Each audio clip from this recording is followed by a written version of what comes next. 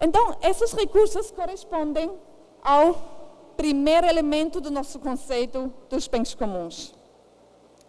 O segundo componente é menos evidente. Então, vamos explicar com um exemplo. Em vários bairros de Boston, Massachusetts, Estados Unidos, pratica-se um ritual invernal. Tão logo cai a primeira neve, as pessoas carregam caixas e cadeiras para fora de suas casas. Esses objetos irão proteger o que alguns moradores consideram o seu trecho de rua. Mas como pode o trecho de rua, de uma via pública, ser ocupado dessa maneira? E por que, precisamente, a já citada Prêmio Nobel Elinor Ostrom considera este um bom exemplo para um bem comum? Aqui o importante são os atores, os sujeitos da construção.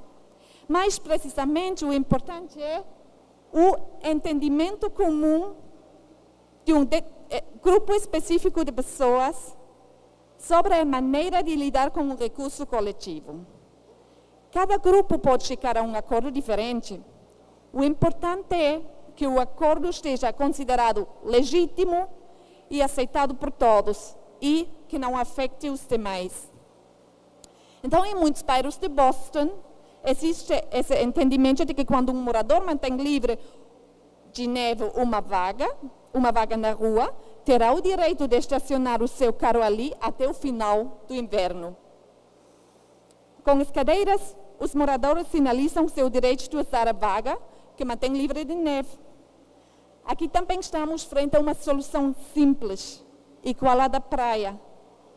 A concessão temporária do direito de uso, ao invés da disposição incondicional e por tempo limitado de uma coisa. É muito importante entender essa ideia de que o posse por tempo limitado não significa de nenhum jeito o mesmo que o uso exclusivo, o uso irrestrito de uma coisa como propriedade exclusiva. Então, posse e propriedade exclusiva são dois conceitos bem diferentes. A ideia é que qualquer um pode fazer uso de um recurso comum enquanto não o toma dos outros, inclusive das gerações futuras. E, portanto, repito, não se trata da água em si, não se trata do código genético, o digital em si, mas se trata das nossas decisões tomadas a respeito do uso de recursos. E isso é um processo social complexo, que o historiador Peter Linebaugh denomina em inglês commoning. There is no commons without commoning. Uma tradução para o português seria: não há bens comuns sem um fazer comum. Então, a ideia dos bens comuns é inconcebível sem que se estabeleça uma determinada qualidade de relação entre estes recursos e as pessoas. Em outras palavras, não há bens comuns sem um fazer comum. Então, a comunidade, aquele grupo de pessoas que usam recurso coletivamente, é o segundo elemento da nossa arquitetura dos bens comuns. Na internet, onde se trata de recursos imateriais... Na internet, onde se trata de recursos imateriais como bytes e informações, o manuseio desses recursos pode assumir formas muito variadas. Mas, em geral, na esfera dos bens comuns, o acesso a recursos infinitos, como o código, a cultura, o software, se abre, porque o uso de todas as pessoas desses recursos não afeta o direito de uso de outras pessoas. Mas quando falarmos, por exemplo, de um uso finito, já me deram o tempo, mas não sei se posso estender-me um pouco mais. Evidentemente, no caso do uso de recursos finitos, a história é muito diferente. Não pode ter acesso livre para esses recursos porque senão o risco é sobreexplotação desse recurso. Então, vou dar um exemplo da Nova Zelândia. Isso aqui é o Lago Taupo, numa região bem turística. Então, tem muitas populações e muitos restaurantes mesmo na beira do lago. Aqui, esse lago está cheio de trutas. E apesar da pressão que tem sobre o recurso, as trutas seguem aí no lago, bem alegres. Então, qual é a regra que tem os moradores da região para proteger a população de trutas? É bem simples. Cada pessoa tem o direito de pescar para o autoconsumo. Para isso, consegue uma licença com as autoridades da região. Mas vocês não vão encontrar em nenhum lugar, em nenhum restaurante, em nenhum mercado da região, uma truta para se vender. Isso quer dizer, uso e autoconsumo sim, venda não. Os bens comuns não têm preço. Então, o nosso terceiro e último elemento do conceito dos bens comuns são as regras e normas autodeterminadas pelas comunidades relacionadas a estes recursos. Uma sociedade orientada pela ideia dos bens comuns deve conceber suas regras de forma que protejam, reproduzam ou ampliem os recursos de uso coletivo, como bem é o caso do Lago Taupo. Domínio público deve ser a regra, copyright a exceção. Inversão pública e cidadã para a recuperação dos espaços públicos deve ser a regra. Anúncios nos espaços públicos a exceção. Fomento da agricultura sustentável dos pequenos campesinos e suas organizações deve ser a regra. Fomento da exportação deve ser barrido do mapa. Então, sabem o que é essa pessoa? Mãos. Muito bom. Uma pessoa sabe. Sabem quem é essa pessoa? Mãos. Isso é um problema. E por que é um problema? Porque a gente teve muito a Tim Berners-Lee. Embora poucos conhecem seu nome ou a sua foto, já o grau de conhecimento de Bill Gates é proporcional ao saldo de sua conta bancária. Em 1989, Tim Berners-Lee redigiu a linguagem de formatação de hipertexto da internet e o protocolo técnico HTTP.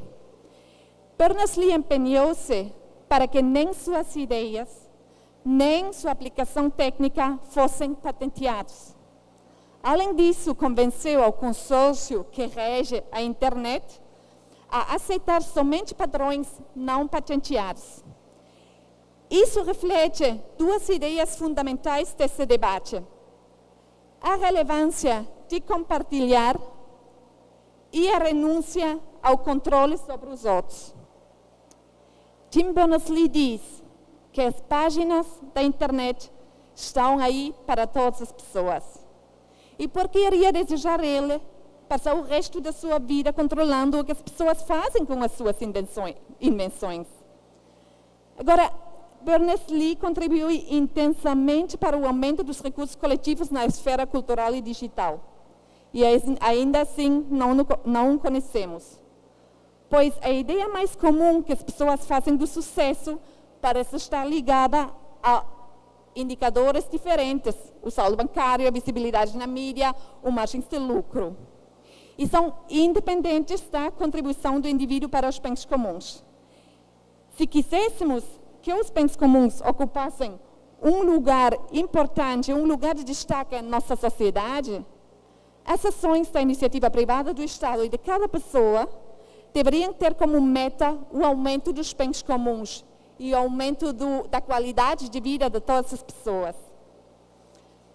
Então, todos nós podemos contribuir facilmente e de várias maneiras para a defesa ou multiplicação dos bens comuns. independentemente do que façamos, independentemente do que é de interesse para a nossa atuação individual, tem alguns princípios, aqui só vou enumerar 4, que são importantes, relevantes nesse sentido. Já terminou. O primeiro é a descentralização, sobretudo da produção.